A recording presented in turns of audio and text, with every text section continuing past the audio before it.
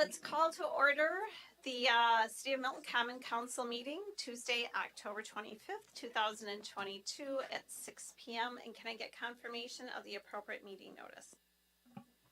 Meeting notice was posted on Friday, October 21st at Milton City Hall, Milton Piggly Wiggly, and Hometown Ace Hardware. Is there a motion to approve the agenda? So moved. Second. There is a motion and a second. All those in favor say aye. Aye. Is there anyone opposed? We have an agenda. Pledge of Allegiance. Ryan? Thank you.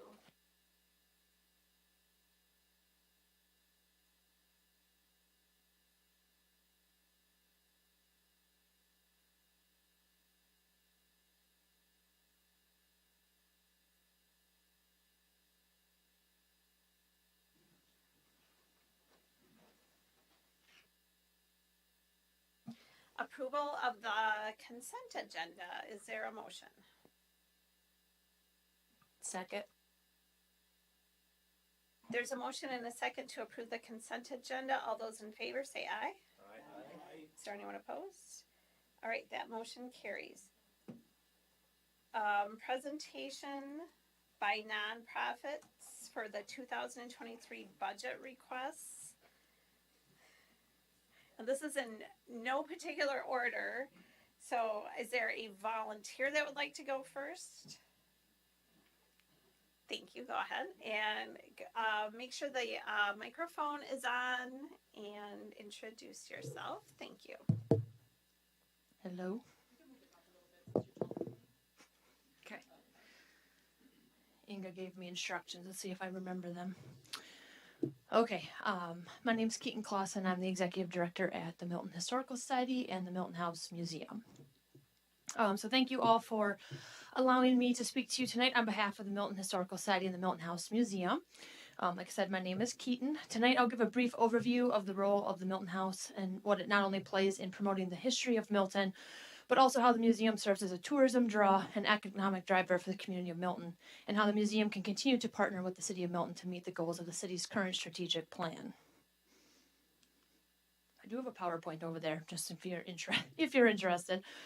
The Milton Historical Society is more than just the Milton House. Although tours of the Milton House are our biggest draw, we perform many vital functions for the City of Milton. We hold the archives and 3D object collection relating to the history of Milton, which are resources used by community members and also people from outside our community for a variety of research projects. As of February 2022, the museum also serves as a permanent home of the Rock County Genealogical Society, which not only increased the accessibility of our resources in our archives, but also gives our guests access to the vast archival resources of the Rock County Genealogical Society. Through its tours, events, archives, and collections, the Milton House serves as a gateway of learning and understanding of the difficult and complex history of the United States prior to the American Civil War. Walking in the same underground passage as freedom seekers allows people to make impactful connections between this critical time in American history and their lives today. The stories told at the Museum of Courageous Freedom Seekers and those who put their own lives at risk to aid them on their journey serve as the foundation for retrospective reflection on the state of our country today. Speaking of tours and events, we hold a variety of special events in 2022 that were well attended. For the winter months, for the first time, we had 4 separate fireside chats, which were on Zoom. Topics ranged from history of Andrew Pratt, who's our freedom seeker, to poison gardens, and the talks were fun ways to stay connected to people throughout the winter. In May, we once again put on Civil War Days, with our school day being focused on homeschool and parochial school students, and we had a fantastic response to the event from those two groups. We had over 600 students attend the day, with one family even coming from Sparta, Wisconsin, and staying in the community for the event. We had a nice arts and crafts on the lawn event in 2022, which will be the last one held by the museum in that iteration. We once again sold out our Twilight Tours in September and had another strong showing for the 3rd year of our paranormal event held earlier this month. We're now shifting our focus to Christmas and getting ready for our Wreaths on Parade event and welcoming back a Christmas Carol play. All of these events work together to give ample opportunity throughout the year for people to experience the museum. Tour numbers have begun to bounce back from COVID, and this year we even offered a special tour focused on our mural, which was well received. And last year I talked about the development of an audio tour, and we're hoping to have that up and running by the end of 2022. Our big excitement this year was finally welcoming back school tours this spring for the first time since 2019, with 341 students being from the Milton School District. Although we are now in our winter hours, we're still very busy with tours and are already booking school tours for the spring. Our tours continue to draw guests not only from the community, but from around the region, the state, and the country. For example, we had a couple from Australia join us for our twilight tours. We had families as far away as Sparta come for our Civil War days. And just recently, we had a family visit Wisconsin from Texas, and their 2 stops in the state were us and Lambeau Field. As we tend to be a first stop in town for our guests, many of them ask for suggestions on where to eat, what else to do in the area. Our staff love recommending their favorite restaurants, wineries, shops, or activities in town, serving as a mini tourist information center. We do have an economic impact on Rock County and on the Milton community. These numbers are obviously not specific to us, they're for the Rock County, but you can see that the numbers definitely dipped in 2020 and in 2021. They're starting to come back up. They haven't given 2022 numbers yet. But as one of the largest tourism draws in the community and in Rock County, we definitely bring that economic impact to the Milton community. Oh, special effects I forgot about. We once again had a busy year in the media. Through a grant from the Janesville Foundation, we placed a billboard between Oregon and Milton, promoting the museum with the hope of capturing the attention of people leaving Madison looking for other things to do. The museum also used a grant from the Janesville Area Convention and Visitors Bureau to add the museum to the attraction sign located on the Highway 26 bypass, which is something that has been discussed by the museum since the bypass went in. So finally seeing that idea through to completion was very rewarding. Along with signs and billboards, the museum had airtime on Wisconsin Public Radio and The Truth out of Milwaukee, both highlighting the role the building played on the Underground Railroad. We had PBS Wisconsin film us for 2 different shows, one of which aired yesterday. The other will air in January of 2023. The museum was on the cover of the Rock County Guide for 2022, and we also had newspapers do features on us, including a recent one in the Milwaukee Journal-Sentinel. Continuing to get our name out there and doing all we can to let people know we are here continues to be a focus of the organization as we look to grow our impact and our reach. Along with being in the media, hopefully a lot of you, as you drove past the museum this year, noticed some differences. We are trying to really make the building stand out and to let people know what we are. We get a lot of people who say, oh, I drive by it all the time, or I walked past it and I didn't even know it was a museum, or I didn't know it was an Underground Railroad site. So one thing we did is in the first floor on the windows, we added some window clings using pictures from our mural and some narrative to kind of explain what the building is and hopefully draw people in. Our big focus for this was we get a lot of people hiking the Ice Age trail, so they're walking right by the building, or they're hanging out over in the park, looking at our building as they're pushing kids on their swings. So hopefully they see this and they come over and see us. We also had to get new exterior directional signage. Our signage was only about 5 years old, but it was very old, and last November when we had those really strong winds, some of them literally blew away.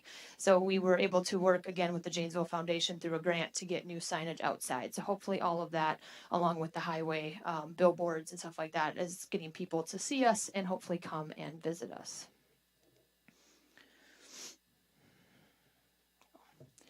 The Milton House serves as a gateway of learning and understanding of the difficult and complex history of the United States prior to the American Civil War, as I said earlier. And the board realizes that we play a very significant role not only in Milton history, but also in national history. And so we have decided to go through the strategic planning process for the museum over the next few months. We have been working, we formed a committee. We're going to be working hopefully with a consultant to help us through that strategic planning process. We have big goals for the museum. We have big dreams and big visions for it.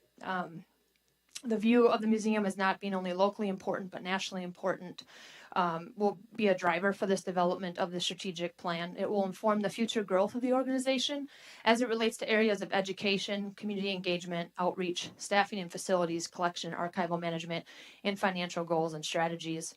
The board understands that having a roadmap for the future of the museum is necessary to ensure the long-term sustainability of the organization and the long-term preservation of the buildings that it manages. As the museum moves through the process of developing a strategic plan, the board of directors will be looking to tie the strategic plan of the museum into the strategic plan of the city and other local nonprofits to ensure that the goals of the museum continue to align with those of key local partners and allow for continuing and new partnerships as the organization grows and moves through the strategic planning process. By aligning strategic plans across organizations where it makes sense, it ensures that all organizations in our city that are here to promote and better our community are working together in a complementary way towards that goal, which is definitely one of our goals. So where does the funding that I'm here tonight to ask for come into play with all of this? I'm really glad you asked. You guys are great.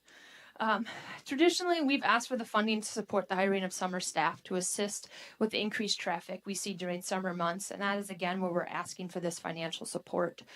Having funding from the city to support the hiring of our summer staff will allow year-round employees to focus on other areas of growth, along with opening up funds to potentially grow the museum staff in other areas that will be necessary to accomplish the goals of our strategic plan.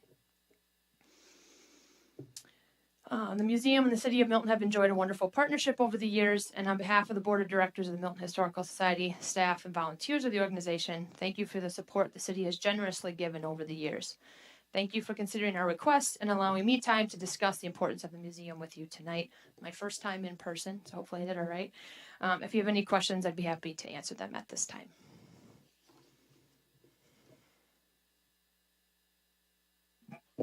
Any questions? I don't have a question, but it was a nice presentation. Thank you. And I did see the video today. Oh, good. Yeah, it's on our Facebook, and I think it's on YouTube, they said too. So, yeah, it was really Some exciting. County Board supervisors have shared it too. Awesome. Yeah, I think Trevo, Wisconsin tagged us in it too. So it's getting around, which is awesome. So, all right. Thank you very much. Thanks. Okay, who would like to be next? Oh, we're not.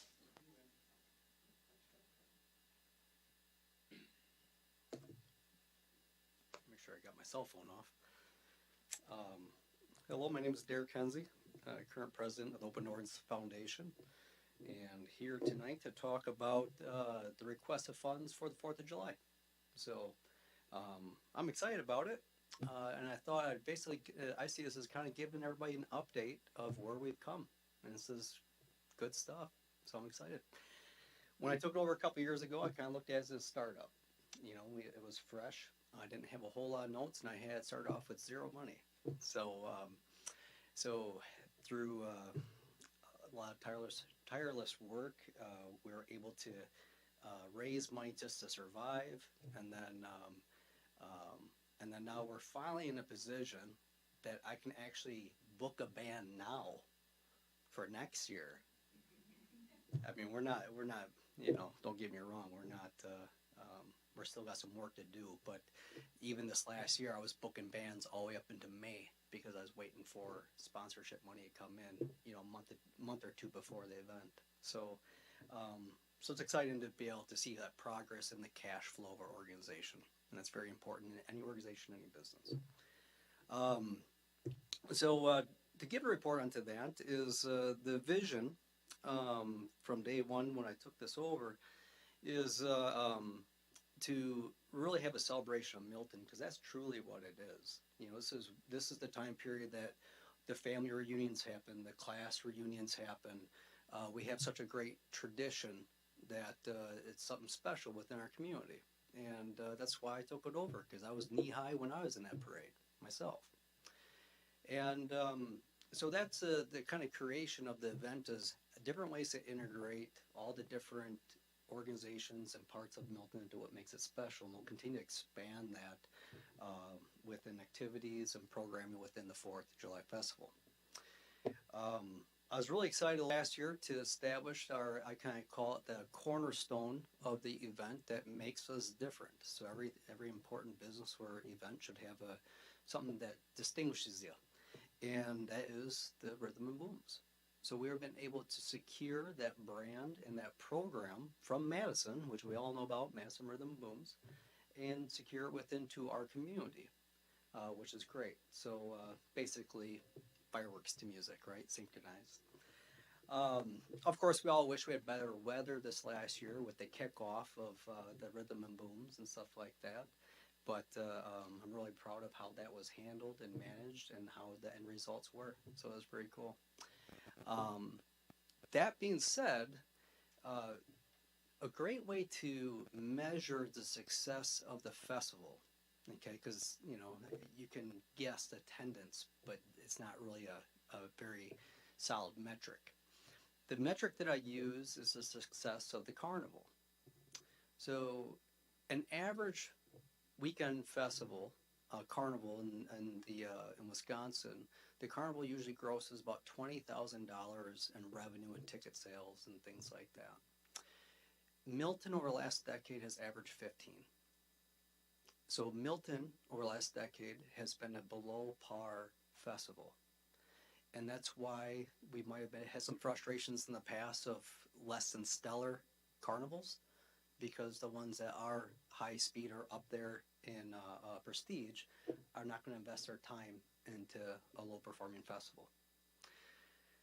So thankfully I was able to convince one to take a chance on me, and within the first year we went from 15 up to 22. And so slightly above average. This last year, even with the bad weather, we're over 50. We've now tripled the volume of the carnival, which is a direct reflection of the attendance. And that's with bad weather. So we're in the right direction. The support from the community, the support of the sponsors, the support of the city is what is making this a reality, and a lot of hard work, not just from myself. There's a small army of people behind me that make this a reality. So I'm really excited about that. This next year is going to be so much more exciting to see how we expand it even further. The end goal, is we will be Wisconsin's premier 4th of July festival. Not the biggest. I don't want to create Summerfest 2. Okay? I think the chief agrees with this. But we can have the most special and highest quality festival in the state, and that's where we're gearing towards. So the request of the $5,000 this last year, the festival cost was about $75,000. A little bit asterisk on that is I am making small capital investments into like the beer tent. Instead of renting it for $1,000 or $2,000 a year, I could buy it for $3,000. Okay, so making smart investments as cash flow allows to minimize the overhead and the overall expenses, being a good steward in that regard. So I invested about $10,000 in capital resources, so other true operating expenses about $65,000. So the $5,000 requested into that is kind of a small drop in that bucket, and the intention of that is using it for operational costs. Porta potties for $1,000. I need about ice for the beer for $1,000. There's a bunch of these small incremental costs that people don't realize that it takes to run a festival onto that. So operating costs is what it's going to be used for, all within the festival itself. So that's my report. Any questions? Any questions? Thank you. Thank you for your time. presenting. Cheers. Oh, by the way, the Milton House presentation, that was really, really good. I don't have a special PowerPoint. That was awesome. It's okay. Next year you can do pictures. Yeah. All right. The gathering place.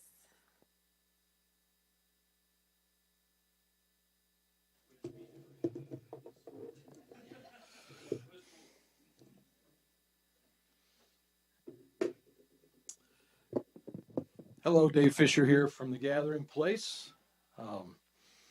Listen, I hope you guys find in your resources enough to support all these nonprofits. What great folks we have here in Milton and the great jobs that they do. And we're so blessed. And so I can't ditto that enough. Great presentation. You're awesome. I mean, you set the standard. I'm nowhere near going to be there, and that's okay. I'm okay with that. But listen, I want to thank you for allowing me to speak. It's a privilege. We want to, speaking for the Gathering Place, we want to thank you for the $20,000 last year. You know, what does that 20 G's go for? It goes for programming, activity, services, keeps the lights and the air conditioning on. It's quickly absorbed. We appreciate it, and we always hope that you consider our appeal moving forward. So what can I say to you folks that I haven't said to you? This is my 10th year. Okay, it's gone quick, but I've had a lot of presentations. We've done some videos. I've done statistics. I've offered some of our members to come up and visit to you and tell you how wonderful the Gathering Place is, et cetera, over the course of time. There really isn't anything I haven't said before that you probably already don't know and you should know. But anyway, if you have any questions about the Gathering Place ever, my door is always open Monday through Friday, 8 to 4. Come on in. I'll give you the nickel tour. I'll walk you through the building. We'll introduce you to some folks. You'll have a quick understanding of what the Gathering Place is and what it does for Milton. You just spend a little bit of time with me if you've never been in the Gathering Place. So what's new since the last time we visited?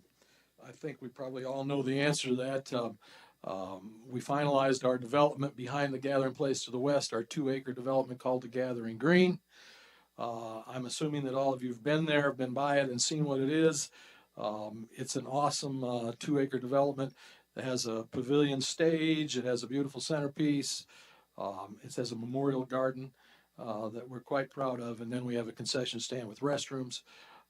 It's been quite a chore in the last couple of years, growing grass, getting it looking good, but we finalized everything this summer, and we've had several events there this summer, concerts. The Milton Fund did a little fundraiser there in the fall, and we just do wonderful things. It's a great space. Everybody's proud of it. We raised the money in the community, which is a fantastic community. The area businesses and individuals who raised $1 million to put this project together. No new municipal funds whatsoever, and we're quite proud of that fact. So I hope you've been there. If you haven't, please get there next summer. We've got lots of things going on. We're quite proud of it, and well we should be. So, you know, before I get into this really boring stuff, because not boring, I shouldn't say that. Before I get into the back half of my presentation, I want you to know this. If you take one thing away from my presentation tonight, is this. I'm in the senior center world, okay? We have a community of 6,000 people, less than 6,000 people, okay? What we have at the Gathering Place is unlike any senior center in the state of Wisconsin. In a community of 6,000 people, we have a campus of 5.5 acres with a 2-acre park attached to our building. I'm here to tell you, if you don't take anything away from what I'm saying, this place is the most unique senior center in this state and quite possibly in the country for a community of 6,000 people. Everybody in this room should be proud of that fact, and I think we all need to be commended because it is a special place in a very special community, and we are blessed to be here. Okay, so what am I going to talk about? I've talked about everything over the course of time, and I'll try and be quick, Al. I'm sorry. But, you know, you guys asked this year for us to submit a strategic plan, and we all did. And so what I'd like to do is go over the city's strategic plan and how the Gathering Place fits in with some of the ideals, objectives, and strategies moving forward. So I've got it here in front of me. You don't have to pull yours out, but if you have it, you can follow along. We'll just go to page 2 to start this presentation. That's the page where you list your vision, your mission, and your values. And I just want to say this. Your mission statement is fantastic. It says the City of Milton provides quality services to meet the needs of all community members and to cultivate a safe, diverse, and inclusive city in which people are proud to live. You all need to take a look at yourselves and in the mirror and take great pride in that. I don't live in Wisconsin. I don't even live close to here. I live in Illinois. You've been very good about not holding that against me over these last 10 years. But I'm here to tell you this community is special. and you guys need to take great pride in that because it is very, very unique. And it's, you know, I come from Illinois, okay? I'm quite proud to work in this community. You guys are great. Your mission is awesome. It's right on. On page 3 of your strategic plan, you list the goals, objectives, strategies, and actions. I'd like to address 4 of those goals and how the gathering place fits into that. Goal number 1 that I'd like to talk about is the safety, inclusion, and welcoming community that you're trying to establish here. And one of the objectives of that is to increase engagement within the community. And you want to conduct annual surveys with your constituents about how you're doing with your strategic plan moving forward. Okay, I'm here to offer the gathering place to you when you get to that point of needing to get some assessments done and some surveys done. I have between 75 and 100 folks coming through there every day. And if I knew that you were coming to do a survey with regards to the services of the city, I'd have a lineup for you to get those surveys done. So please put that on your docket, let you be known that we'd love to help you out with regards to that. Also an objective into this goal is to collaborate with nonprofits to enhance the quality of life in the community. Speaking for all of the nonprofits, I think I can safely say that we'd love to sit down. We'd love to talk about this. If you want to do a summit or a think tank kind of activity, we would participate in it. There's some very skilled people that are in the nonprofit world here in town, and we'd love to work with you as you work in your strategic plan as you draw nonprofits into that. Another goal in this particular area is to support veterans and other individuals completing their major life transitions while becoming parts of our community. Okay, you know that we have tons of veterans in this community. We salute them and we're proud of them, and we all do that. We're proud of the program we put on at Veterans Day, and we will continue to do that. But there's such a value. I mean, we wouldn't be here today without them. But also the piece that speaks to this particular objective is the folks that are transitioning to that next phase of life. I mean, it's often weekly sometimes that we have folks that are coming through our building that are new in town. Their families are here and they're moving to be with their families. They've retired. They've heard these wonderful things about Milton, and folks direct them to the gathering place. And it's like, what a great starting place or starting point as they get into the next phase of life. We deal with that all the time. We're experts at helping folks transition to the next layer of life. We have lots of programs, activities, and services that they can get involved with, and it's our privilege to do that, and we take great pride in that. And I think that's a great objective under this goal for your strategic plan. The next goal is that you talk about diverse opportunities for fun and lifelong living and learning here in Milton. The objective that I'd like to speak to that is increase lifelong learning opportunities in the community. Okay, the Gathering Place does that and is available to folks every single day. That's a big part of what we want to do. You're trying to promote art, music, and theater. Okay, we've got the Gathering Green, this 2-acre development right outside our door that's got a stage. You can have art, you can have music, you can have theater. We want to do those things. We're thinking about possibly doing some evening starlight theater like they do up in Spring Green. How wonderful that is that we could do something like that. We now have a space to do this, and it's not just for the Gathering Place, it's for the community.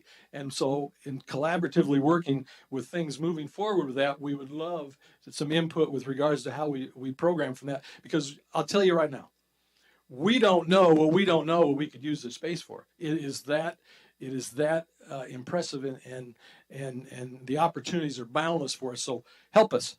We want to do things, and it's a great opportunity and a great chance to do that. Another one of the goals under this, one of the objectives under this goal is to improve bikeability and walkability in the community. Okay, if you've been to the Gathering Green, we have a walking path around the whole entire space. 8 times around is a mile. We've got benches situated around that walkway. We've got trees, and it's beautiful.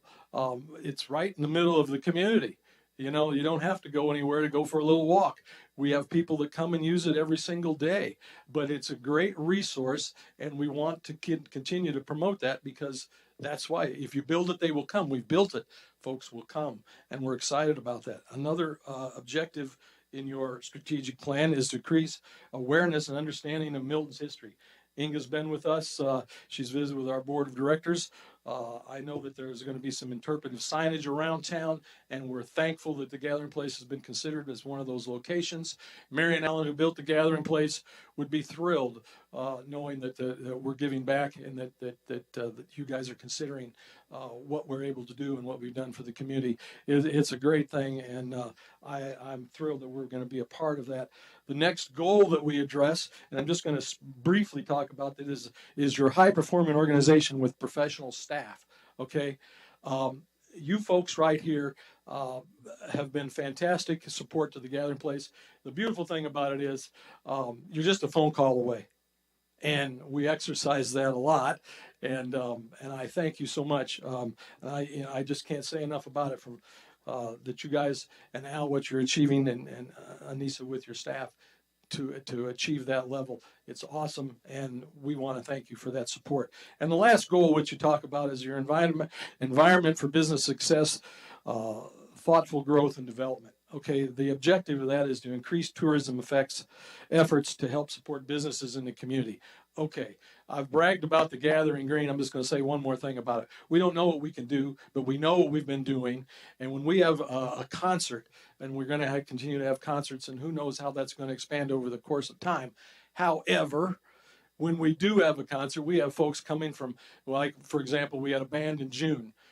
They came over from Milton, the Jimmies. Okay, we had 400 people on the lawn that night. 100 of them at least were from the Monroe area because they have a contingent of followers. Okay, what do those folks do? They come in, they have a sandwich, enjoy a concert with us. They go to the Dairy Queen and go downtown and get a beer. They might get gas. The point being is every time we have an event there, we have an opportunity to bring folks into Milton. And with all the wonderful things, attractions that we have, whether we have an event in the evening or in the daytime, it's just another chance to expand and show the beauty of Milton to others that are coming into it. And who wins with that?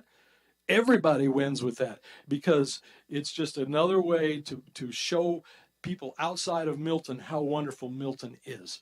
And again, I'll close with that, and with the thought that, you know what, we appreciate what you guys do for us at the Gathering Place. It's an honor to be in this community. And for me, it's been 10 years doing this. I look forward to it every year. I have the greatest job in the whole world, aside from you folks. But please, when you're considering doling out some cash to help us out in our nonprofit world, we appreciate that consideration. I'll answer any questions you got, and if you don't have any questions, stop by sometime. I'll give you a quick tour, and it'll satisfy your interest in what we do day in and day out at the Gathering Place. Dave, could you, do you have any numbers of the increase in lunches that you're serving at the Gathering Place? Lunches? Yes. Okay, well, you know, the lunch program at the Gathering Place is sponsored by the Rock County. It's the Rock County Nutrition Program. Since COVID, we have not had folks dining in because of the restrictions put on by the federal government that supports this program. However, it was back in September that we had diners come back in. Prior to the folks dining in, they've always had home delivered meals going out to the shut-in seniors, and then they had a program where you could drive up and you can grab a meal and go. Okay, since COVID has slowed down and they've opened up their services, we now have diners back into the Gathering Place, and then the drive-up portion of that service is no longer available. Home delivered still is, but now we have congregate in-house dining, and we average between 15 and 20 folks every day for lunch, and we want them. We're glad they're back, because you know what, for a lot of folks that come in there, it's a social hour. I mean, they get a great meal. The senior nutrition program takes care of the nutritional values of it, but there's more than just a meal at the Gathering Place. You get to visit with your friends. There's a socialization that happens there, and we're glad and proud to be a part of that and help support that for folks that are in need of that program.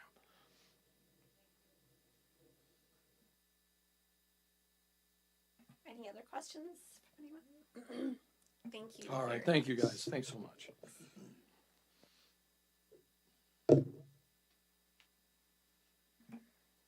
All right, discussion and direction regarding the draft 2023 annual budget preparation.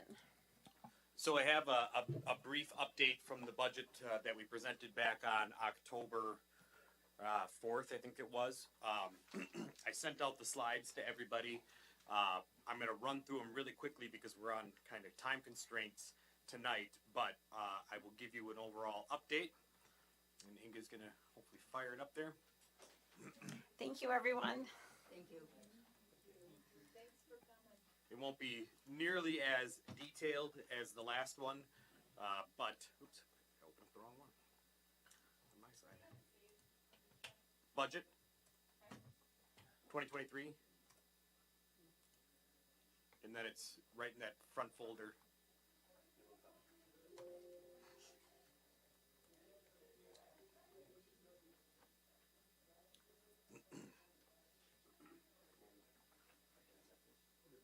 Yep, that's the one.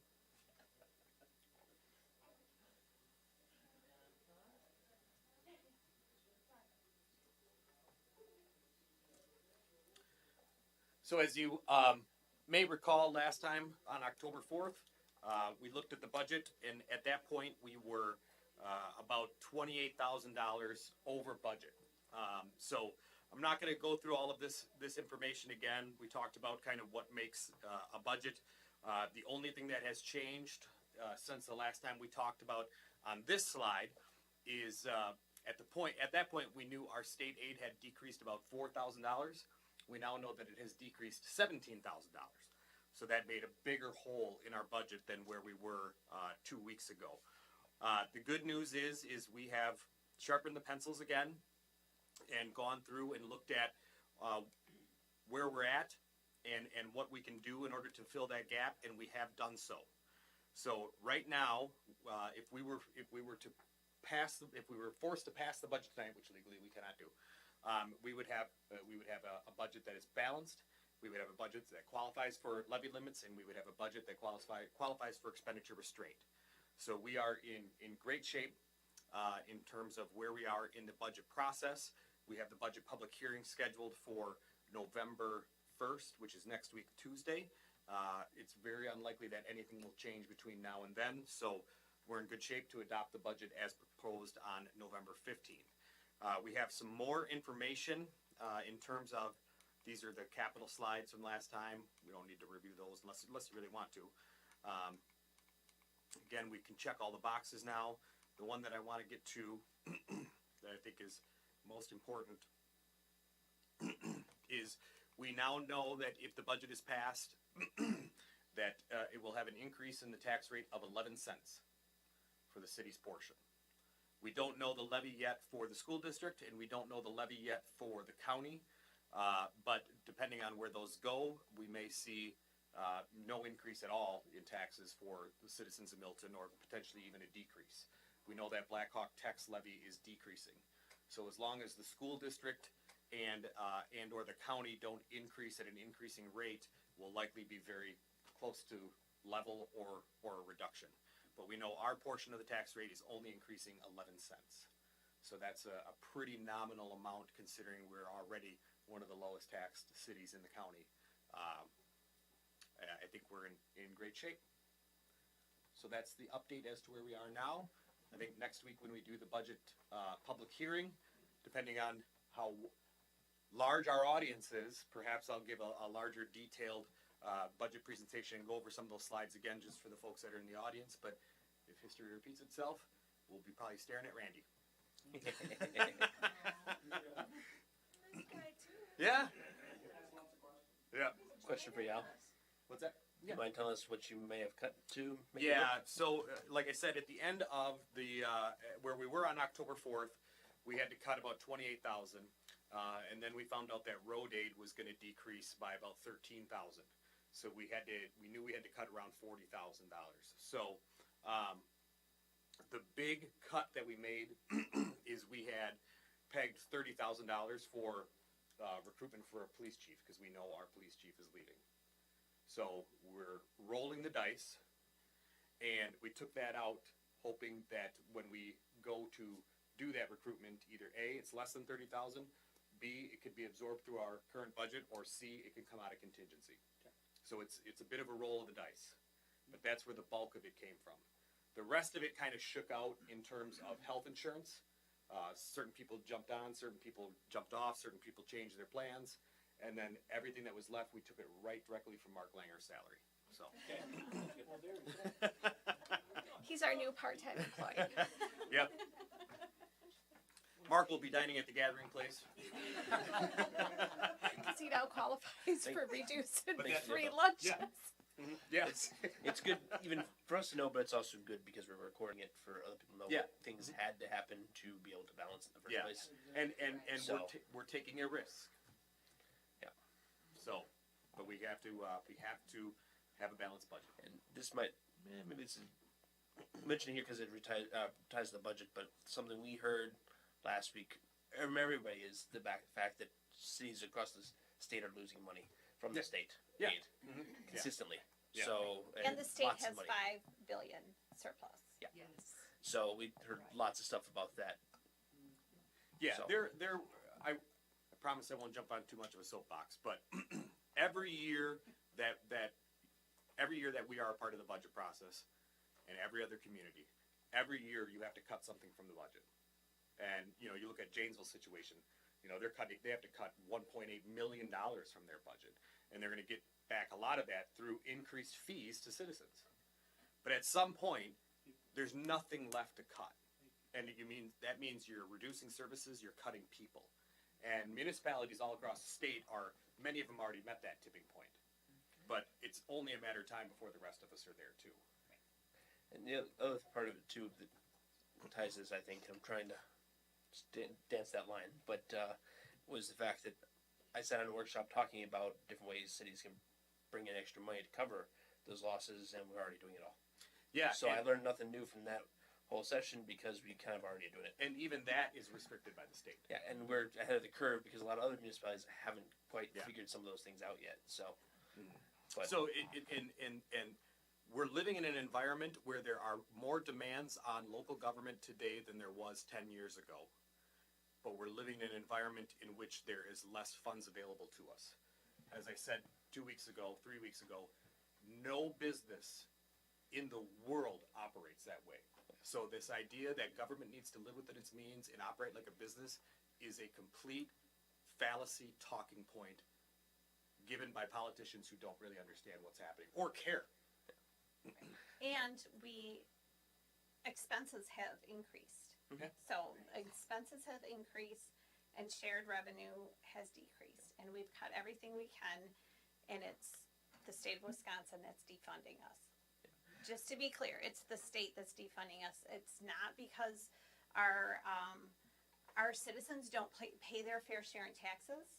Our residents pay their fair share in taxes, and so everybody's doing all they can.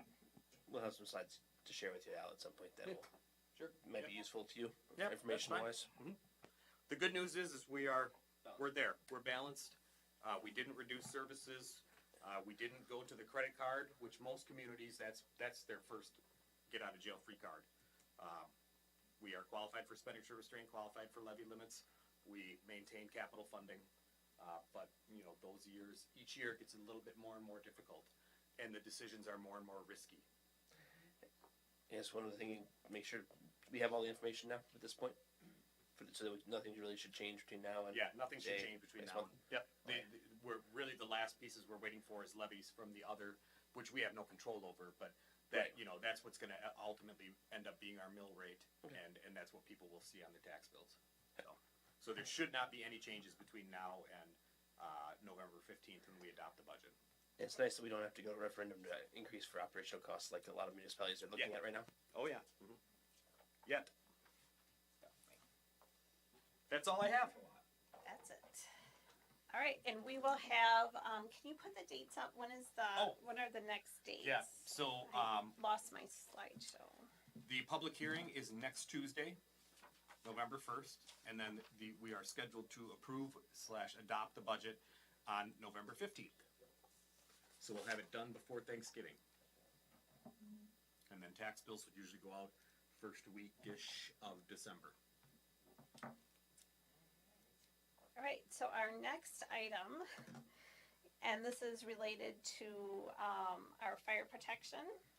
Discussion and possible action regarding resolution 2022-24 authorizing a signatory municipality to exceed the levy limit for the Milton Fire Protection District. So this is a resolution that we pass every year. There is an exemption within state statutes that allow fire districts to exceed levy limits by CPI +2. Every year that I've been here, we have passed this resolution because it's a necessity in order to fund the fire department. And on tonight's agenda, you'll see that we have two different resolutions. And the reason being is because, as you're all aware, hopefully next week we're signing an IGA to join the Edgerton Fire Protection District. But even when we sign that Fire Protection District IGA, it doesn't go into effect until February 1st of 2021 or 2023. So we need to approve a resolution to exceed the levy limits for the existing fire department because it will exist for 30 days or 31 days in 2023. And then the second resolution, item number 8, which is resolution 2022-25, will then allow the Edgerton Fire Protection District, which we will be a member of, an owner of, to exceed. So that way it covers our bases for all 12 months of the year. All right, is there a motion? I'll make the motion to approve resolution 2022-24, authorizing to exceed levy limit for the Milton Fire Protection District. I'll second that. There's a motion and a second. Any comments or questions for anyone? All those in favor? The resolution calls for a roll call vote. Oh, that's right. Let's go, Jenny. All right, ready? See Clark? if you remember everybody's name. Oh, I wrote it down. Stockman, Aye. Holbrook, Aye. Roosh. Aye. Wilson, Aye. Lane. Aye. All right, now that we had that trial run, I that agree. resolution passes. Discussion and possible action regarding resolution 2022-25, authorizing a signatory municipality to exceed the levy limit for the Edgerton Fire Protection District. Is there a motion? I'll I'll make make a motion to approve resolution 2022-25, authorizing signatory municipality to exceed the levy limit for the Edgerton Fire Protection District. Second. There is a motion and a second. Is there any comments or questions? Okay, Jenny, we'll do the roll call vote now.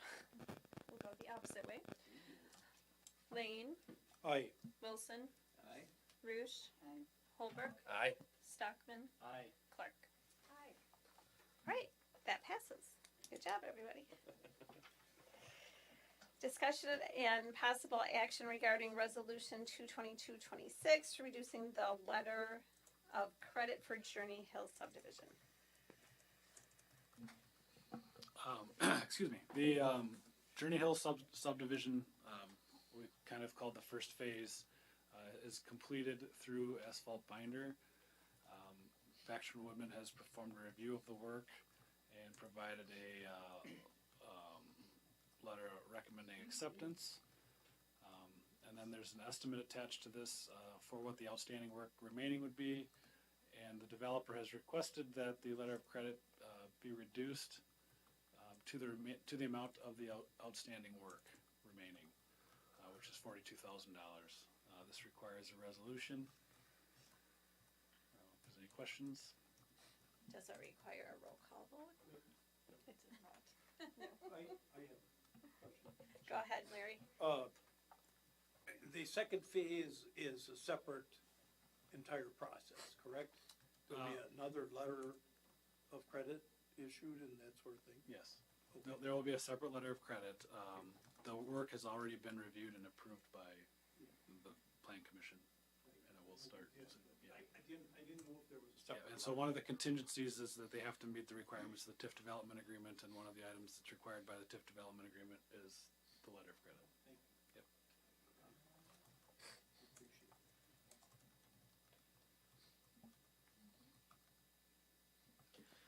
I'll make a motion that we approve resolution 2022-26, reducing the letter of credit for the Journey Hills subdivision to $42,000. Second. Second. You guys need to keep your hands on the button. All those in favor? Aye. Anyone opposed? All right, that resolution passes. Discussion and possible action regarding a work order from Baxter and Woodman for Development Assistance Engineering Services. This is a work order similar to previous years. Normally we approve it at the end of the year, early in the following year. So this is a work order that is for work that's taken place in 2022. Most of the work is reimbursed by the developers of the projects. Other work that would not be reimbursed is paid for by associated city funding, for example, TIF districts or utility accounts that would require the work. So the recommendation would be to approve the work order for the 2022 Development Assistance Engineering and Construction Services. Any questions or comments? Is there a motion? So moved. Second. All those in favor? Aye. Anyone opposed? All right, that motion carries. Discussion and possible action regarding surplus property. So that council policy number 5 provides an outline for disposal of surplus property. We reviewed at the plan committee or public works committee when staff would be able to dispose of property, or at what limit staff would be able to dispose of property, and when it would be required to have common council approval. The recommendations that were developed are included here in the memo. Generally, any item with an estimated value of over $2,000 would require common council approval. This aligns with our purchasing policy value as well. It also would be required for recovered or unclaimed items. So, for example, bicycles that are left out, or other items that would be recovered that aren't necessarily owned by the city. And the last item would be that exchanging of an asset or trading equipment for replacement equipment would not be required to be declared surplus. So if we trade in a piece of equipment with a vendor for a new piece of equipment, that wouldn't be required to be declared surplus. Questions or comments?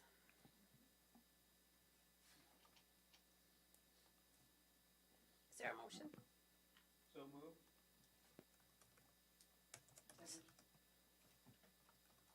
Good job, left side. There's a motion and a second. All those in favor? Aye. Anyone opposed? All right. Presentation by Edgerton Fire Protection District Chief Randy Pickering regarding proposed intergovernmental agreement. So many syllables. You're up. There. Yeah. Liquor? Yeah.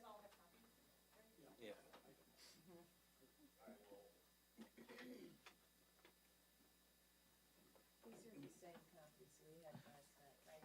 Right. And for those folks who have their agenda up, we linked them to the agenda today as well, so you don't have to kind of dig out an email. You just click on the attachments that are on the agenda.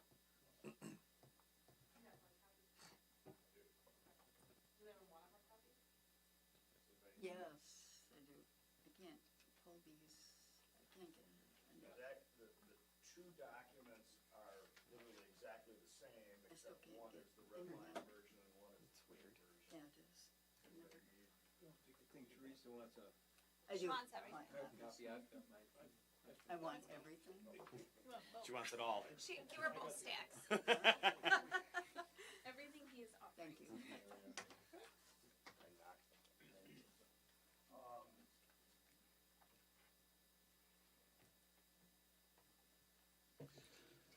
This falls into the category of watching paint dry, so I will apologize in advance. And then the most important part is the people who were here last night, you can tell me whether or not I got it right tonight or if I missed. Oh, you sure? Oh, I'm sorry. You good? Okay. I have plenty. So what I'm gonna work from is the redlined version. And in the far right-hand margin, you'll see notes added for any section of the document that's been modified. So I'm kind of use that as my benchmark to just go down and catch them. there are a large number of grammatical and just wording things that we'll point out and kind of breeze right over unless you want me to go into detail. The two biggest things that have changed from the document that you saw previously, both of them actually very good. So this is actually something that turned out to be good. It's just none of us wanted to see this for the 18th time or something like that. The first one was in the financial section in the original agreement from 30 years ago.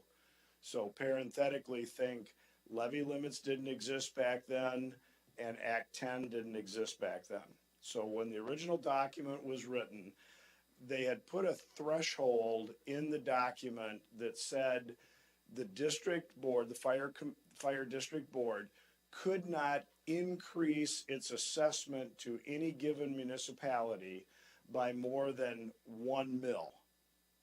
Which again, your mill rate, and you guys all get how that all works. And apparently 30 years ago, that made a whole heck of a lot of sense, right? Probably did. But as Act 10 has come into play and levy limits are now the thing that all of you struggle with, and I'll just use the town of Fulton as an example because it's probably the most egregious one. When we did this, nobody ever really ran the math, which is probably a shame on us, right? But we kind of glanced right over and said, yep, there's a threshold in there. Everybody's happy. We moved on. And then one night somebody goes, well, let's run the math on that. The district board could increase the assessment to the town of Fulton by $163,000 in 1 year. Those of you that know Evan. I was going to say, yeah. I need to see Evan. It was entertaining, right? He's like, probably couldn't cover that, right? And so again, what became very obvious, this was old language, and it just was not current with what you folks have to wrestle with Act 10 and levy limits. So it was very clear that had to be changed. What was a little bit more complicated was coming up with language that worked for a very wide and diverse group of communities. You have very small farming communities with very low resources and very low net new growth. You have another municipality that actually is doing extremely well and is growing, and right. So how to come up with something that took the place of that 1 mil language? And we kind of went round and round and round and round and round and round and round and round. And Al was part of many of those conversations. Yeah, we really did. But what came out, and you will see it, we'll stop when we get to section 7, is the two things that are in state statute today that would apply to how you would have to handle assessments from the district are either net new construction or CPI +2. And so in the end, that seemed to be the most logical, that the threshold, the maximum that the board by its actions could take would be either of those two. And then we all kind of know you want to have some kind of fallback in case of something catastrophic or, right, who knows, right, the kind of stuff that falls out of the sky on us every once in a while and we don't know how to deal with it. So how do you have then the ability to exceed that amount, and who gets to decide if you are going to exceed that amount? And so as you'll see in the language, what was decided was anything greater than either net new construction or CPI +2 must go to the municipalities to approve. And then the debate was unanimous, simple majority, supermajority, and as you'll see, it ended up being a supermajority as the recommendation. So that was the first big one. The second one was almost one of these right place at the right time, which doesn't always happen to us. because of the building projects, so the two stations on the East Division and the work that we're looking at on the Western Division, we had entered into some conversations with USDA, and I don't know. Does Milton, have you ever used USDA funding? Yeah. So USDA offers either very low interest or no interest, and in sometimes subsidized grant-based funding for municipalities, and it's very, very good as a financing tool. So we entered into some conversations with USDA on a preliminary basis about how we would make sure that the district could be eligible for USDA funding if we wanted to pursue it. Good conversations, and USDA came back with about a 7-page document and said, yeah, but you have to meet all these conditions. So we went through them, talked quite a bit with the USDA legal counsel, and they basically said these conditions have to be in your intergovernmental agreement. They are very draconian about wanting to make sure that their investment of money to municipalities is something that is secured and they're guaranteed payback, basically. So you will see as I go through this several references to this language added at the request of USDA. And that's exactly, and none of them were bad. I mean, there wasn't anything that anybody thought was a risk. But that's why a whole bunch of stuff got added that we'll talk about. So with that, nothing on page 1.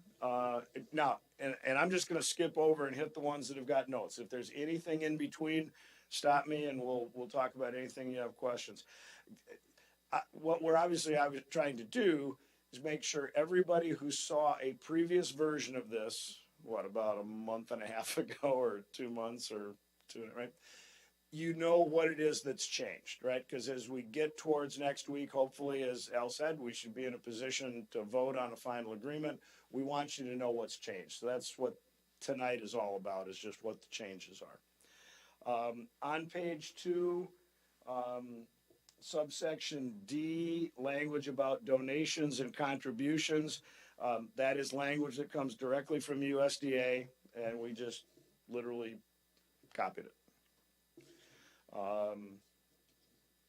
On page 3, in section C about removal, we identified 2 grammatical errors. Those were corrected. No change in meaning.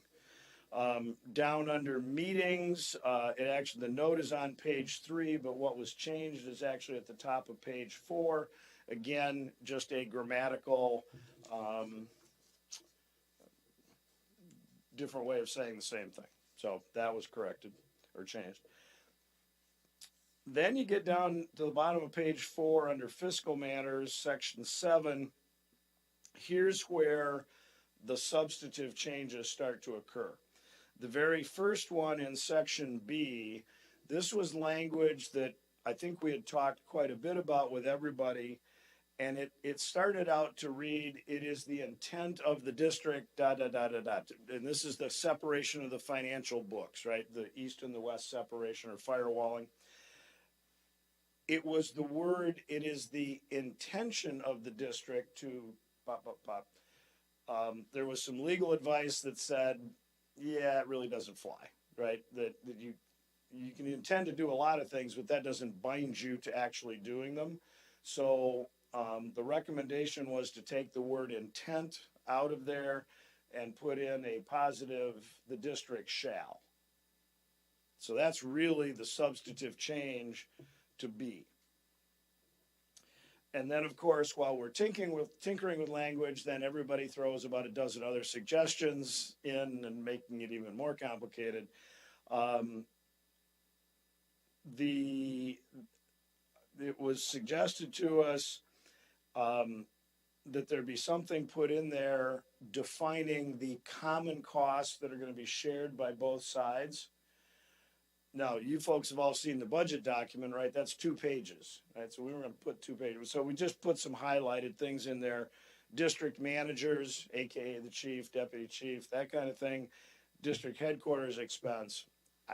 They just wanted some examples in there, so we gave a couple of examples. Then on the top of page 5, about the second sentence in, the other thing, and Mark may be able to help me on this, there was some concern, and I think it has a lot to do with how DOR handles things. They wanted it clear in the agreement that the fact that we were going to firewall the finances, that there'd be, I don't want to say 2 sets of books, right, but there'd be 2 sets of formulas run, that it would lead to, well, I'll just read it, result in different charges to the new municipalities and the existing municipalities. So just a definite statement that the signatories were acknowledging that you understand we're going to calculate the equalized value distribution differently on both sides. So I'll take a breath. That all makes sense?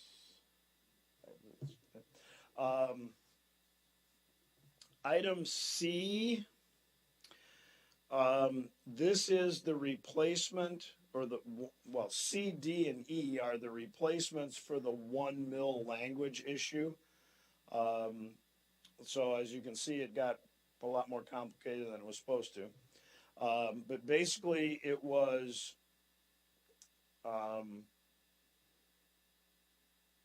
restating, again, you can kind of read it if you can follow it along. D is where it actually gets into now setting the limits at either net new construction or CPI plus 2, or, let's go see which one that is.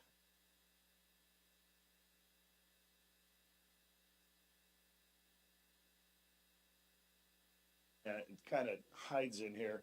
Unless the budget receives approval by an affirmative vote of at least 7 signatory municipalities, right? So the district can only increase its assessment to the municipalities by net new construction or CPI plus 2.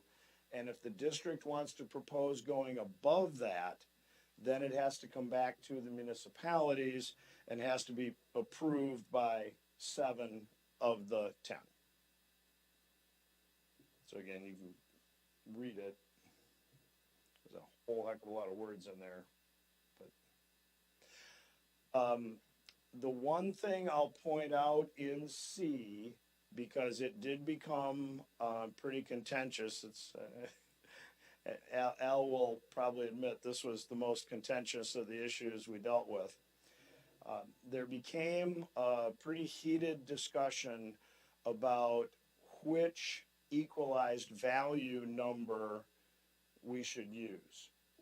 Municipalities that have TIF and TID districts, there is equalized value TID in or equalized value TID out. What became contentious was when you do that, and I'm just going to use the Edgerton numbers because I have them memorized. It basically shifted $12,195 from the municipalities that had the TID districts to the municipalities that didn't have the TID districts. And there became this debate about, is that fair? Is that right? Is that appropriate? Is it, I mean, you know, just a lot of different questions could be asked around that. The reality of it is, if you have TID, which you do, you don't get taxes for that, right? You don't collect any money that helps you pay for the fire protection of those TID districts. But the argument on the other side of the equation is shifting that burden to, in essence, the towns. They don't get any taxes for it either. So nobody's really getting any tax money to provide the fire protection for what happens inside that TID district while it's open. Everybody gets the value when it closes, right? So it's that. So, and again, this one took, I'm not even sure I want to count the number of weeks this one took. Trying to resolve the fact of, okay, well, we still have to provide fire protection. Who's going to pay for it? And that took a while to come up with some, at least it was a compromise, to be honest. It was an absolute compromise. What we agreed was everything else the district does when there's no defined place to charge that charge to, we divide by equalized value. We just divide it by the formula. So in our case, City of Edgerton takes 31%, Town of Fulton takes 40%, Albion takes 21%, Sumner takes 2%. We just, anything else that doesn't have a rational answer, we just divide by the equalized value. And that's the way we've done it for 30 years. So in the end, that was the compromise that was reached. You're not seeing any of that in this document. The document does not speak to TID in or TID out. It never has. It was in there momentarily. It was taken back out. That's just all managed through the budget process, right? So when I put together that budget document that all of you saw, right, that goes before the board and we talk about the formulas that are used. That's all managed in the budget process. It's really not managed by the IGA itself. So what was agreed to is a little clause in there.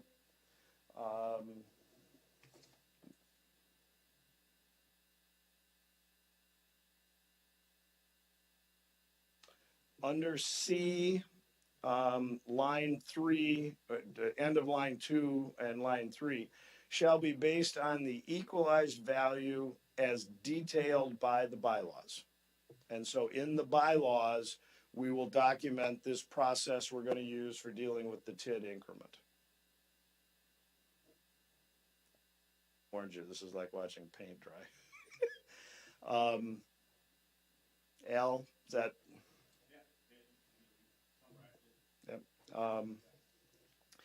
So that was C, and D was the thresholds. And then E, there was a request that in the document, there was affirmative language that all of the municipalities must pass, as you did tonight, the CPI +2 resolution. There are no penalties, right, for that. Literally, the legal action would be if a rogue municipality chose not to do that for any number of weird reasons, our legal recourse would be to sue them for breach of contract because it's in the contract that they are supposed to do that. Now, we'd all have to deal with the financial fallout, but at least there's language in there that says, yes, everybody agrees that they're going to do that. And then yet even an additional protection, the language in orange there, if one or more signatories do not pass a resolution, then the district is restricted to net new construction, period. So multiple levels of protection. I'm going to be really happy to turn the page. Page 6, section H was a grammatical. You can see what they are. It was just, a little different wording, but did not change any of the meaning to that. Section K, it was removing again that TID district language that we talked about a few minutes ago. Subsection M is actually from the USDA. It is a direct quote, and it was the language they wanted to see in the agreement. It basically says, hey, if we're going to give you a bunch of money, you're going to have insurance to cover it in case something goes wrong with it. Which we had already. Yeah. Page 7, again, subsection D, that is also language required by the USDA. We kind of chuckled. This one, we never really thought about it, but it basically, the current Milton Fire Commission and any mutual aid agreements that they have, this just carries them over, and the Edgerton Fire Protection District honors them, right? Because they're existing agreements and they get transferred over. It was USDA recommended language, and we thought, yeah, it's not a bad idea. Page 8, the second paragraph down on page 8. This was also language that USDA required. This is the most draconian of the language. This is the heart of what they were absolutely adamant about, in that it binds the signatory municipalities that if they are part of the group when the money is borrowed, they can't do anything to get out of the debt obligation associated with the borrowing. That this actual language was in the agreement already, kind of written differently, but USDA was adamant that they wanted this direct language, and we're like, yeah, okay, fine. Subsection C, literally then we had to add language about if permitted above, which is the USDA language, right? So we had to add some clarifications and some cross ties to it. So. The bottom of page 9, a suggestion was made that we all agree that in 5 years we'll come back and look at the language and see if anything changed. And I think that really came out of the discussions about the fact that mill rate no longer applied and Act 10 had happened and levy limits had happened, and who knows what's going to happen to us right in 5 years. So it just made some sense to say, yeah, let's not let this sit for 30 years. Let's come back and look at it and clean it up if we need to. Page 10, in the amendments section, simultaneous with the 3-week debate around the 1 mill language was a 3-week debate about amendments. And I will warn, I mean, again, the mayor and Al are well aware of this. This is probably the most contentious issue that still exists, and it'll be interesting to watch how it plays out next week. The district's agreement has always been based on amendments require a supermajority or a 2/3 vote. There was a push to change that to read unanimous, that it would require unanimous approval to change the agreement. And not interested in reliving all those discussions, but what it creates is the concept of a rogue minority, that you can have a small player, potentially single vote kind of thing, that then holds the majority at hostage. And as you can tell, there is very, very polarized opinions about this in your counterparts over on the western side of this thing. We had, and Mark will appreciate this, I think if we'd have gotten 8 attorneys involved, we'd have had 8 opinions. We only had 4 involved, so we only had 4 opinions. But what was interesting, and the thing that kind of broke the tie at the very end about what to do with this language, was we looked at the document that the USDA had given us, and this is a document they use across the entire country with any district that's doing this kind of stuff. That document had 2/3 in it. And so that's what the board, it was not a unanimous decision. It was a split decision, but the vote was to remain at 2/3. So I spent a little bit of extra time on that because depending on where the conversations might go next Wednesday night, you may see some of that emotion come out. Just don't want you to be surprised by it. The supersedes, nothing on supersedes. Severability is kind of funny. When this came up, we're all kind of like, yeah, every contract has that language in it. We just missed it, right? So that was added. The term, this was added at the USDA's request. They asked us what the term of the agreement was, and we said it's not expiring. There is no term. And then they came back and said, well, then you got to put that in the agreement. So, okay, so we put it in the agreement. And then kind of the simplest of the changes, somebody suggested, hey, wait a minute, there's 3 appendices attached to this agreement, but you don't define in the agreement what those appendices are. So we added the list of the appendices at the end. And then the big change was on page 11, we got the spelling of Evan Sayre's name right.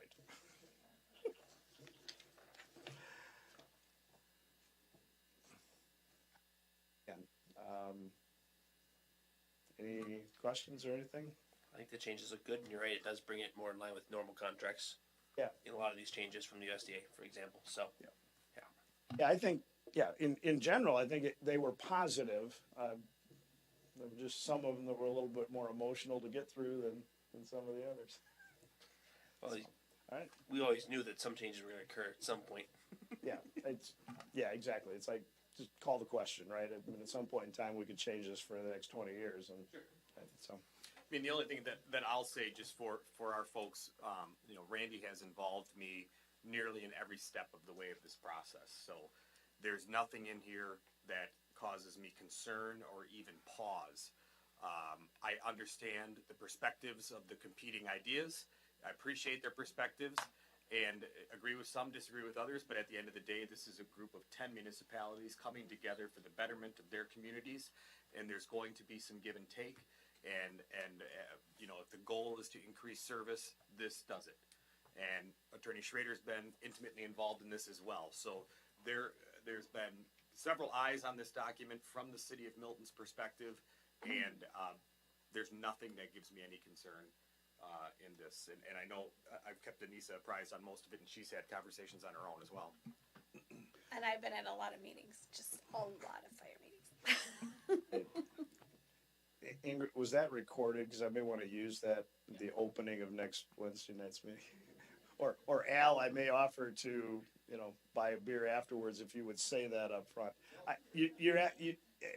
And I shared this with the mayor privately the other night. For the council's perspective, Al has been unbelievably beneficial and helpful. And so his comments, I respect him, but he has been more than engaged in this and has been a great sort of sounding board as we sort out, is this a big deal or not? And so I really appreciate, his involvement in it. But yes, I may ask you to say exactly that next Wednesday night. It's a solid agreement, right? I mean, everybody's gone through this several times. There's been a lot of process, and it's even though it's been a long process and sometimes a difficult process, nobody can say we were not thoughtful. Yes. Or intentional, or there was not a lot of discussion, and nobody can say that any elected official did not represent their constituents, because they all did. Yeah, it's a good agreement. The meeting last night we had with your partner towns on the Eastern Division, they're unanimously, they're in the same place you folks are, right, in terms of, right, I mean, again, Linda and Bill and Larry were here. Yeah, they're all on board as well, and the towns on the other side are absolutely on board, so we just gotta get through The next meeting we'll all be at is Wednesday, right? that is. Next Wednesday, yes, right. Wednesday, yep. Yep. Everybody got that on their schedule, and to be determined the location? So Mark and I had a conversation earlier today, and he suggested something that I had never really thought about, and I think it's a great idea. We were thinking about doing a joint session of the Edgerton Fire Protection communities to get the amendment approved, and then another meeting, adjourn that, and then the petitioning communities would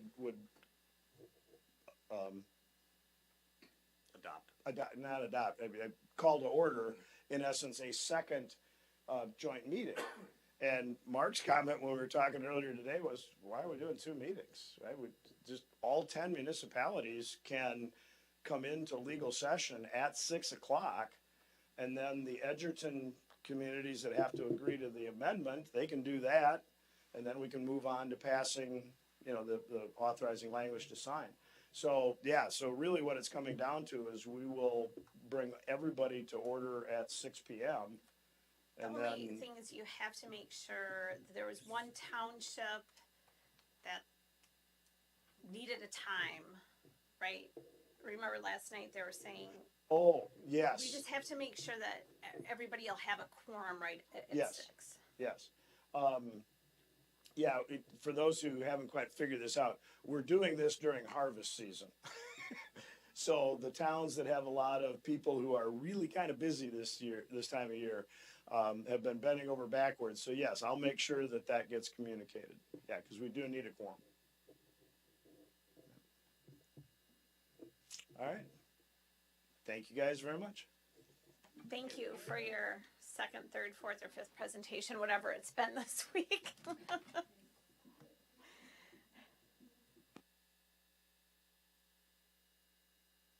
Yeah, location has been set at the town of Fulton Town Hall. So, yep.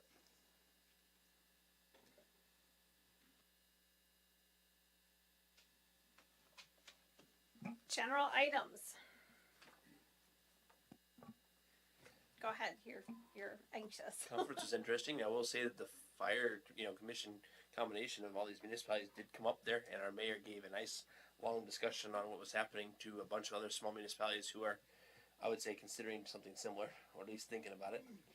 Starting to think about that. So, besides that, a lot of things were learned and some You're information. talking we about passed the along. conference. I'm talking about the conference. Yes, thank you. League of Municipalities Conference. So, a lot of interesting stuff learned and information brought back that we'll share. Anybody else have any general items, Linda? I will also make a comment on the league. I was also there. And I just, I'm so proud of us and where we are and how far we have come. And it hasn't just been myself being on the fire commission. There's been a lot of people before me, but Teresa, Bill, there's a lot of people that have brought us to this point and a lot of people that need to be recognized for it. And I just want to also point out that all of this hard work that we have done has been very well worth it, because there are many municipalities that we heard say we are discontinuing the service because we can't afford it. So we are very fortunate here to be in the place where we are today. And so I just wanted to bring that up. And yes, Anissa did a very good job of explaining all of the processes that we have gone through. So I'd like to add one more thing. We had multiple staff members that were mentioned numerous times while we were there by other people from other municipalities in all positive senses. Our staff members. Our staff members here. So, actually, yeah. Pretty much at some point or another, all of our department heads were mentioned by somebody there. So. Not by us, no. Not by us. I mean, by other people from other municipalities No. or other companies that were there. yeah. Mentioned at least pretty much every department head at least once. And very positive. All And- positive. Even Mark Langer? Yeah. Even well, Mark Langer. They said we understood why we Even Mark. reduced his hours, but no. Walking It was around because of the bad dad jokes. They were talking about his dad, though. Yeah. Mark Langer's here. So at least two people and vendors that talked about you. So. Even And vendors Linda that tried talked to increase the Parks and Recs budget on the spot at the conference. So I always try. Always looking for ways. she bought playground equipment. Just there'll be a a bill coming. She tried buying playground equipment from the place you're buying playground equipment from. Yes. No, it was a dude. It was two dudes. It's two guys. No, it was two guys, but I got the sale flyer. They even picked out stuff for you, for us to bring back to you. Yeah. Well, for the city. The but playground equipment. your name was mentioned as this is the stuff for Inga to look at. We had similar stuff for Mark too. This is stuff for Mark to look at. New capital investments we made for you too. Any other general items for anybody? Okay, then committee reports. Parks and Rec, you want to give a committee report? No? Okay. Okay. All right. Anybody else? Staff reports, Jenny. Well, we're really in election season now as in-office absentee ballots started today, and we were steady, to say the least. I don't have the final number for today. It was upwards of over 40. And then, yeah, so pretty much all election from here for the next couple weeks. But that's all that I have. Library. Rock, Walworth, and Racine counties have approved the merger of the Arrowhead Library System and the Lake Shores Library System. So starting on January 1st, we'll be part of the Prairie Lakes Library System. Our patrons really won't see any disruptions in services with this merger, but in the future they will hopefully see some additional services, especially online. So very excited for this collaboration of other libraries. A lot of work was completed on our Story Gardens gazebo the last 2 weeks. So if you haven't gone by the library, come take a look at that. I want to say a big thank you to John Sockness and Aaron Weber-Paul for putting together the day to get the frame up.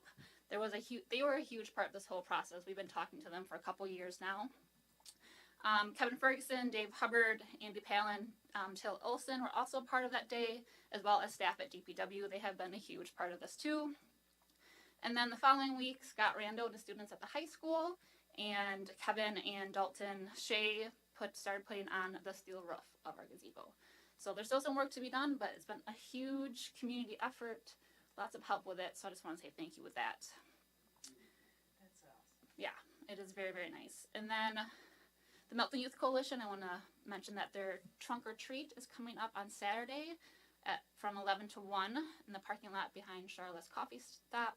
It's also going to be a prescription drug take-back event with the police department. So it's this Saturday at 11 at Charlotte's. Thank you. Chief? And just attached to that, it is one of the national drug take-back days, so it was a kind of a good way to combine some events and have a little bit of fun at the same time, so looking forward to that. Since we met the last time, we have sworn in our 12th officer. Angelica Wolf started with us on October 5th and is currently in the field training process and by all accounts doing great. So that's all I got. Thanks. Inga? I don't think I have anything. A lot of things are just coming together end of year, so trying to finish up a lot of different projects right now. And start some new ones. Thank you. Mark? Leaf collection is going on. Parks have been closed for the season. Due to budget cuts, my new hours will be 9 to 3, Monday through Thursday. And a lot less leaves collected. So there will be no snow plowing on the other days is what you're saying. Gotcha.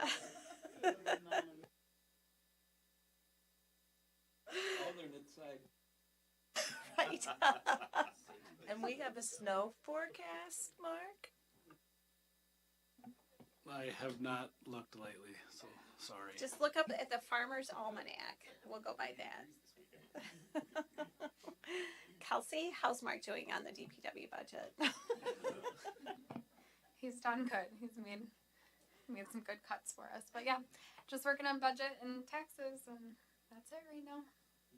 All right, great. Elle? The only way update at Plan Commission tonight, the public hearing was opened and then tabled for Charter Next Generations project out on Vickerman Road. They are still attempting to work through their issues with the gas line due to some excellent interventions by State Representative Don Verwink and Governor Tony Evers. They have appeared to have moved Northern Natural Gas off-center a bit in a favorable way for the development to occur. It still remains to be seen whether that can come to fruition or not, but at least it finally got them to the table and to have the conversation. So they have asked that all their items be tabled until November 15th, which will give them time to hopefully secure the situation with the gas line and then bring forward their site plan and conditional use permits. So Right now, that is penciled in on the 15th. I've got a call with them tomorrow at 1:30, and then another one on Thursday morning. So it's pretty much a daily, sometimes multiple times a day, conversation between the state, the governor's office, the railroad, NNG, CQC, a lot of acronyms. So yeah. It's complicated, but Al has already gone through lots of complicated processes, so it's just every day now there's a complicated process to run through.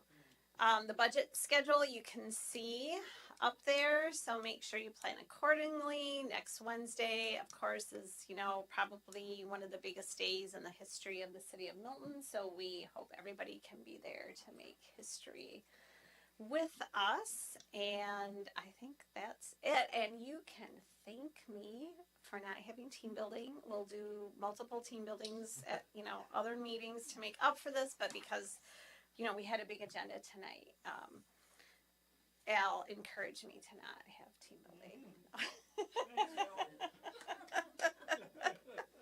So Al, well, Mark's hours are reduced. Al gets a bonus for that.